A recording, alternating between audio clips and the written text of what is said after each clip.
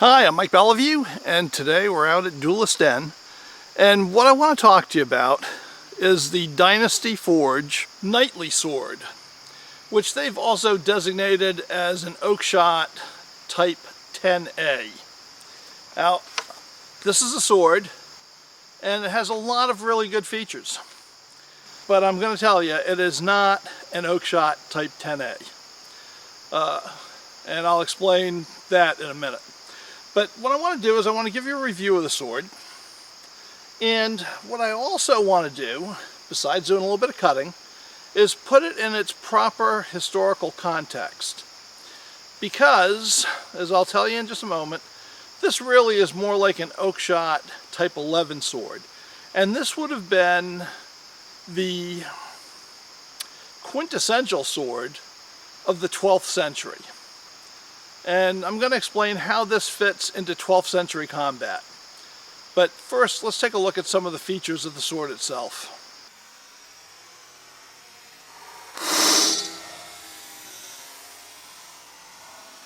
I told you that the Dynasty Forge, and I used to have an English officer working for me when I worked for the Navy. He was an RNSTS commander, and time I had a Dodge Dynasty automobile, which he always called a Dynasty.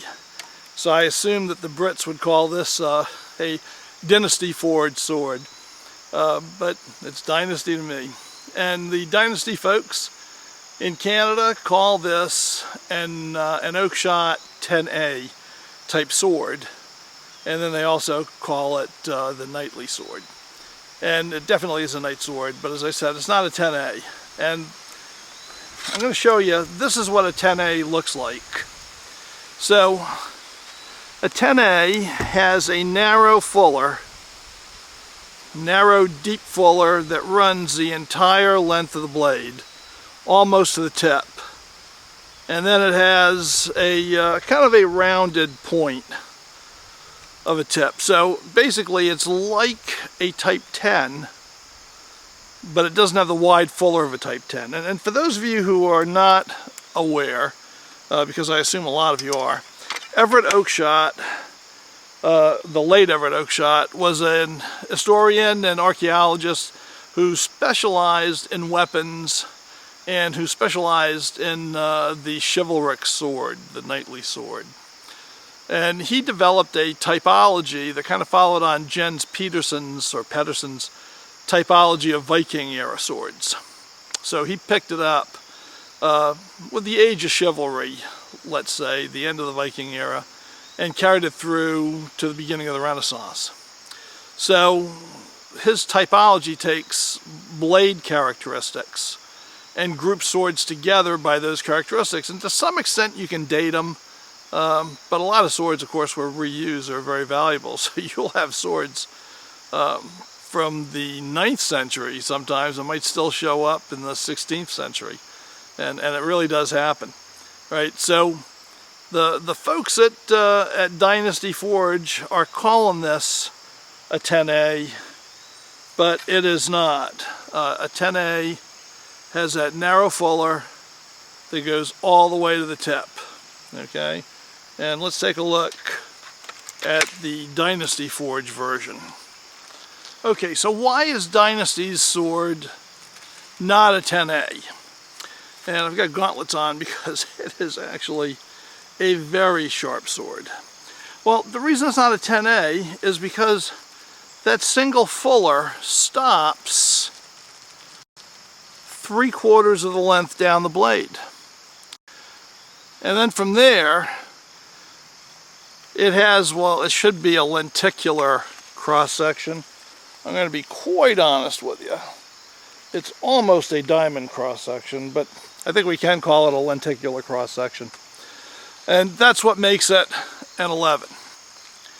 And 11 is the sword of the 12th century.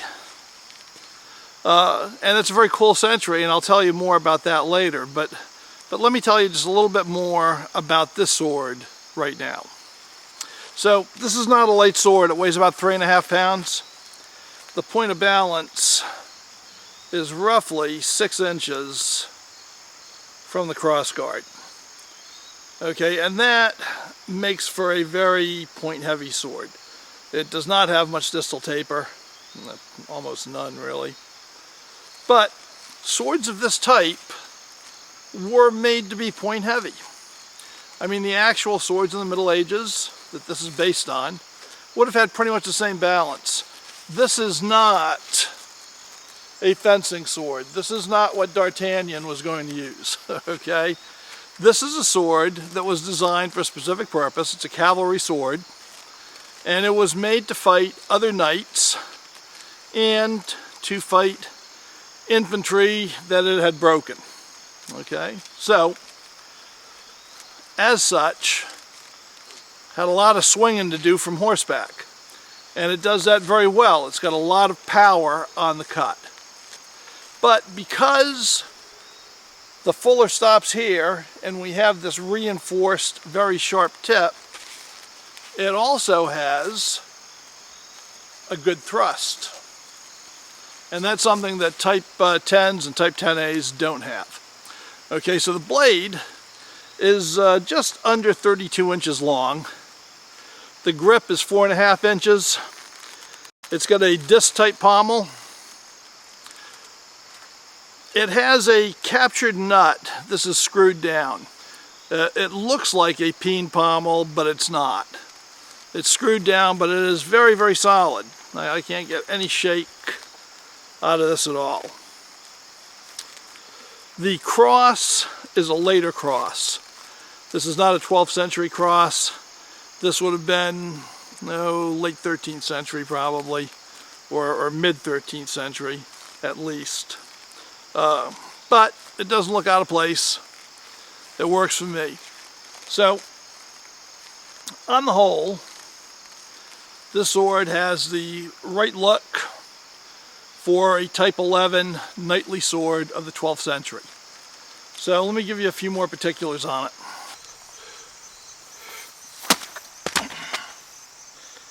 Alright, the knightly sword from Dynasty Forge is made of 1060 spring steel. Excellent sword steel. It's hand forged, not cut out with a laser. It is absolutely straight as an arrow. No warp, no curve, no nothing. Beautiful. The fuller is straight and true. Probably hand forged, then ground a bit. The fuller goes all the way into the crossguard, which it should. The crossguard is fitted to the blade. The blade itself has a single taper from the fuller to the cutting edge. Okay, so the taper of the blade is the edge of the blade. That's the way they were made in the Middle Ages. You'll see a lot of blades that are made dull. They're made for HEMA fencing, let's say, or as a display. And then optionally they can be sharpened, and they'll have two edges. They'll have the bevel, and then they'll have another edge where they're sharpened. And that's really not the way that swords were done in the Middle Ages. They were generally done this way. Could this be sharper? Yes. Is it sharp enough? Yes. That's why I'm wearing gloves, because it would definitely cut me if I wasn't careful. How do I know? Because when I wipe the oil off the blade, I cut my finger very easily. So this is a blade to respect. Okay. Altogether, excellent. Now, one of the great things about this, and as I said, I have ordered a Type 12, which is really a later blade, but it looks so much like this. That's why I ordered it, from Albion Forge. But Albion Forge's production schedule means it's probably going to be a year until I see it. So these folks at Dynasty, they had been selling this for quite a while for $650 US with the sheath, which was still a pretty good price. They now sell it for $389, for under $400. And for a sword of this quality, that is an exceptional price. And it really is a high quality sword. I mean, it's got a beautiful blade. The grip is solid wood, wrapped in cord, then covered in leather. Very comfortable. I find it comfortable. I think it's very attractive. As I said, it's got a wood sheath, wood cord sheath. And, I mean, granted, it does not handle, let's say, like a rapier. It doesn't handle like some of Albion's swords. But it handles the way they really handled, and if you develop your wrist, you actually find this thing does everything it's got to do. So I like it very much. So let me tell you how this thing fit into the 12th century. You know, back in the 9th century, 10th century, what you had mostly were unarmored or lightly armored opponents. And therefore, those slashing type swords like the Type 10s, the Viking swords, if you will, they did very well. And, you know, generally only a chieftain, war leader, very successful warriors, rich nobles, had a mail shirt. So mostly you had an iron helmet, a shield, and spear that you were going up against. And as warriors got more successful, they would add, you know, what at the time was called a byrnie, a mail shirt to it, and a round shield, and that was pretty much the kit. And with a round shield and a lightly armored opponent, you had a lot of targets of opportunity for a slashing sword, right? Even with a steel helmet on, you had the whole neck, you had the lower legs, especially with the round shield, and if you moved to cover the lower legs, that opened up the neck and it might open up an arm. So slashing swords were doing pretty well. By the time we get to the Battle of Hastings, we are starting to get the true knightly class. And mail is getting better. People are getting more covered with mail. So, you know, once you get to 1100, the 12th century, you have the emergence of full-blown knights and the knightly culture. And you have chainmail really taking a step up. And that was causing some difficulties for those slashing swords. So you always have an action and a reaction. So in this case, the action was the improvement in armor.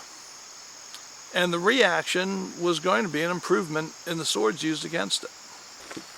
So by the time we reach the 12th century, things are quite different. Mail armor has improved quite a bit, and it now covers more of the body. Instead of, at best, having a mail shirt that reached to your waist, maybe had no sleeves at all, sleeves were getting longer. The shirt is no longer called a byrnie, it was now called a hauberk, and it extended down to your mid-thigh and had a split for riding. So you were quite well protected. Instead of just a steel cap like this, now you had a chain coif, mail coif, that protected your neck. So that kind of took that slashing stroke out of the way. And instead of the round shield that made it hard to protect the bottom of your legs, now you had the Kite Shield. And the Kite Shield could protect you while riding or while standing, basically from toe to chin. So what your sword had to do when you were riding was cover this side defensively, because your shield could cover this entire side. And it was a whole different ball game. And as the century went on, armor got even better. So while you were facing this, right through the mid-century, once you got past the mid-century, you were facing this. So even a face cut was denied to you by late in the 12th century. So armor makers had stepped up. They had found a way to defeat the slashing sword. Now it was up to sword makers to step up and find a way to defeat armor. And as the history of weapons goes, every defense breeds a new offense that overcomes that defense. So let's take a look at exactly how the Type 11 sword, and this Dynasty forged sword specifically, was made to deal with the armored threat. So how did 12th century sword makers defeat this improved armor? And the way they did it was quite simple. They maintained the slashing edge of the knightly sword, so you could still deal with lightly armored opponents with a slash, and you had all the force of, as I call it, a sharpened crowbar coming down on the mail. Even with padding, that could be quite disabling. But they added to their arsenal a very acute point that was reinforced. There's a slight ridge there. And chainmail is excellent against the slash, but it's vulnerable to the thrust. So that's why a lance head go through chainmail, and a sharp, stiff sword driven with enough force will also penetrate chainmail. And that is what sword makers came up with in the 12th century to deal with the improvements in armor that they were seeing. And this became the sword of the entire century. And it is a great century, let me tell you. You know, a lot of people ask me why I'm so nuts on the 12th century. And it seems like in the reenacting community, a lot of medievalists, medieval reenactors, are really nuts for the 14th century. And it's perfectly understandable. A lot of very cool stuff happened in the 14th century. In England, you've got the Three Edwards, you've got the Black Prince, you've got the 100 Years' War, beginning of it anyway, and you've got all the good stuff, or a lot of the good stuff. You know, you got Cressy, you got Poitiers, you got the Black Princes, Chevauchés through southern France. So you got a lot of really neat stuff happening. You've got the rise of Parliament, if you're an English history buff. Just some very cool stuff. But I think most 14th century fans are just fans of the kit, because you've got long swords coming in, which a lot of guys love. I personally do not care for them. I like single-hand swords. But you've got plate armor, and you got cool plate armor. It hasn't turned into the pig snout, you know, abomination of the very late Middle Ages and the Renaissance, right? So you've got open-faced helms with an aventail on them. You got all sorts of really good stuff, and I totally dig that. I understand, and I like that period in history myself. But the 12th century, from you know, right from the get-go, you've got Henry I figuring out how to dispossess his two brothers and become Duke of Normandy and King of England, right? And then you've got him losing his son in the sinking of the White Ship. So you have the anarchy, where you've got Stephen of Blois as the king, King Stephen, and the Empress Matilda fighting him. And that anarchy is a great time for fighting. A bad time for the people, of course, a really bad time. But there's castle building and fighting and all sorts of really cool stuff. And, of course, you've got Henry II coming on board and establishing the Plantagenet dynasty in England, right, with his sons, Richard the Lionheart and King John, and the Crusades. And over on the French side, you've got Philip Augustus, busy winning France back for the French kings, basically. For him, it was winning it back, but really it was winning it for the first time. I mean, they hadn't had it since Charlemagne, but taking Normandy from the Plantagenets, taking Anjou from the Plantagenets, and you know, eventually taking part of Aquitaine, and then the 100 Years' War ensues. You got characters that are bigger than life, like Henry II and Eleanor of Aquitaine. And if you ever saw the movie Kings in Winter, Katharine Hepburn played Eleanor of Aquitaine, and she was probably very appropriate, beautiful and brainy. But I always kind of picture Rita Hayworth as Eleanor of Aquitaine, because she was supposed to be an absolutely captivating and beautiful woman. But you have the birth of the aristocratic knightly culture. Courtly love, troubadours, all of that came in the 12th century. And it was the 12th century Renaissance, it's often called.